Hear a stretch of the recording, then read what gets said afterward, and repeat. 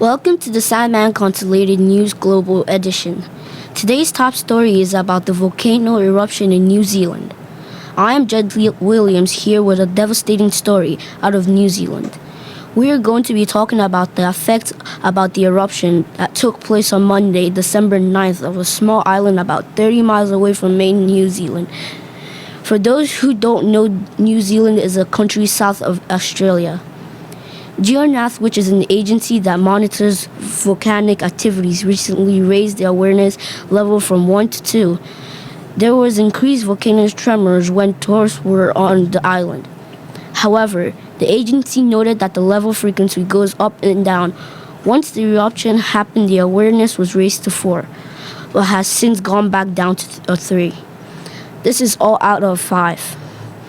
We're now going to head over to Hannah, who is speaking with one of the survivors of the terrible disaster. Hello, Sandman. I'm Hannah Spitaletto. I'm Christian Newsom, survivor of the catastrophic volcanic eruption on White Island. Today, I'm here to talk about the whole situation with Christian. Hi, Christian. Hello, Hannah. I'm lucky to be alive, so let's start from the beginning. We were on vacation visiting White Island, boarding the boat back to the mainland, when we heard an explosion. Then the sky turned gray from the thousands of feet of smoke that poured into the sky. I've never been more fearful for my life. Have you heard of any volcanic activity before you visited the area? No one said anything to us about the island being dangerous, and we knew thousands of people visit the island each year and that it has a volcano, but no one said that we shouldn't visit it. What were the people's reactions to the explosion? No one knew what was happening, so most were panicking. There were 23 people on our boat, but unfortunately, only 18 people survived. We were all badly burned from the ash that was being sprayed. Can you give us your perspective on the incident? Well, I was trying to stay calm, but it'd be an understatement to say that I was fearful. All the commotion was freaking me out. After we got off the boat, I heard that there was some kind of volcanic tremors that happened in mid-November. However, volcanologists said tourists had been on the island since November with no major incidents, though there were some close calls. Thank you for speaking with us today. That's some story. Let's go back to the studio with Jed. Thank you for that, Hannah. Our thoughts and prayers are with the survivors and victims of the terrible tragedy. We will keep you updated as we get new information from New Zealand. This is SCNN Global News. Thank you for watching. Up next is local news.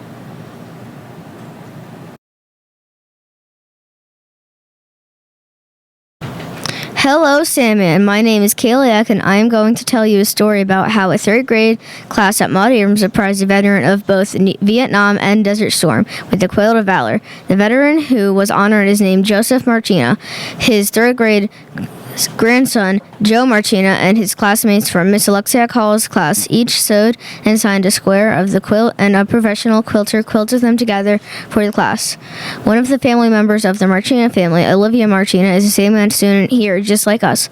She is with Xander Bazaar right now to answer a few questions about this special event in her family. Now over to you, Xander. Olivia, I understand that your grandfather is the one who received the Quilt of Valor. Yes, he was very excited to receive the quilt. Was it hard for your brother to keep the secret, and did you know about the surprise? It was definitely hard for him not to spoil the secret, but my parents trusted me with it. At any point, did your grandfather expect that he was going to do something other than talk to the class? No, he just thought that Miss Alexiak Hall wanted him to talk about being in the military and experiences serving the country as well as returning home from war. Thank you for talking with us today. I think I can speak for everyone here at Sandman when I say we appreciate the sacrifices your grandfather and family have made. Back to the studio. And are now over to Amelia and Eliza for more on the Quilts of Valor organization. Hello, my name is Amelia, and today I'm going to be interviewing Eliza, a volunteer for the Quilts of Valor. Hello, Eliza. Hi, Amelia. What are we talking about today? Well, I'd like you to tell our viewers the Quilts of Valor do here at their weekly meetings at the Cape May Lewis Ferry. We make quilts for veterans who have served our country in war. Our group is a nonprofit organization that is run on donations. We meet here to make quilts using top quality materials so that the quilts will last the veterans and their families for years to come. How many quilts have you made this year? So far this year, 2,000 quilts have been distributed in this nation, but we started in the year 2003, and we are proud to say that we have distributed 239,381 quilts in total. Wow, that sure is a lot. Thank you for taking time out of your meeting to let me interview you. No problem, Amelia. Thanks for stopping by and sharing our work. Now back to the studio. Thank you for that information on the Quilts of Valor. Now let's speak with a former student in Miss Alexia Hall's classroom, Carly Spellman, to find out more about the work she does with her students to instill an appreciation of our U.S. military members and their families. Yes. Hello? I would love to tell you about Miss Alexia Call. Every year, she has a play, and she invites veterans to her class to watch the performance. That's very interesting. Would you like to tell us more? Yes, I would love to. Her parents, Alice and Casimir Alexiak, served in the World War II. And that is one of the many reasons she feels so passionate about teaching her classes about respect and appreciation of the veterans. I think it is wonderful that she was able to work with the Quilts of Valor this year to honor one of her own students' grandfathers for his service. I also remember her taking us on a field trip to the Veterans Day ceremony in Cape May. It was something I will never forget. Thank you for speaking with me, Carly. You're welcome. I'm glad to be here.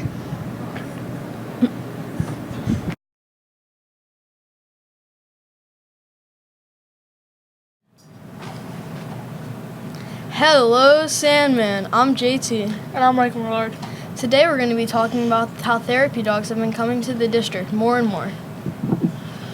Yes, JT. The Skerry class has a Reed and a bright and beautiful therapy dog named Emmy. She comes to the Skerry class once a week so the kids can read to her. Her human is Miss Federoff. She's very passionate about dogs. Several other classes have been visited by another dog named Jenny. Yes, Michael. Jenny is a 2-year-old golden retriever. She's a bright and beautiful therapy dog. Her human is Miss Von Riper. She's been involved with therapy dogs for years, and she seems very passionate about dogs also. That sounds so cool, having a dog in your classroom. Yes, but why do we need therapy dogs? I don't know. That's not up to Brenda to find out. To answer your questions, JT, here's Ava interviewing Mrs. Skerry. How does it help the kids? I think having therapy dogs in the classroom has a calming effect on everyone in there. And that they actually feel calmer and more in control of their feelings and emotions.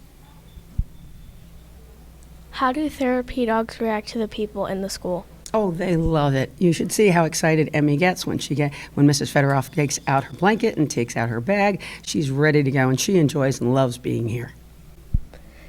An article says therapy dogs calm students and teachers. Do you think this is true? I think it's very true. I think they have a great effect on all the people around them, and they're being used so much more in the world today. When did you think of bringing therapy dogs to the school? Mrs. Federoff and I were trying to decide how many years it's been. We think it's been about 6 years that we have had a reading therapy dog in our classroom, and we're thrilled to have her. And we can't remember who asked who, but we've both been very happy with it. Now let's go over to Mrs. Federoff, Emmy's owner. What made you decide that Emmy could be a therapy dog? Well, I decided that Emmy was going to be a good therapy dog because she's very, very friendly. And that is actually what I was looking for when I chose the puppy, as one that was real friendly. Because I had another Boston Terrier who was not therapy dog material. Now I had an American Staffordshire Terrier who was, and Emmy's a great therapy dog because she's so friendly. Do you think Emmy enjoys coming to class? Oh, I know Emmy enjoys coming to class. All I have to do is get my bag out, and Emmy's like, oh boy, are we going to school? And I have to kind of sneak it into the car if I put it there ahead of time. Otherwise, she's ready to go. Yeah, she loves coming to see the kids. Thank you for being here, Ms. Federoff. Now let's go back to the studio. Okay.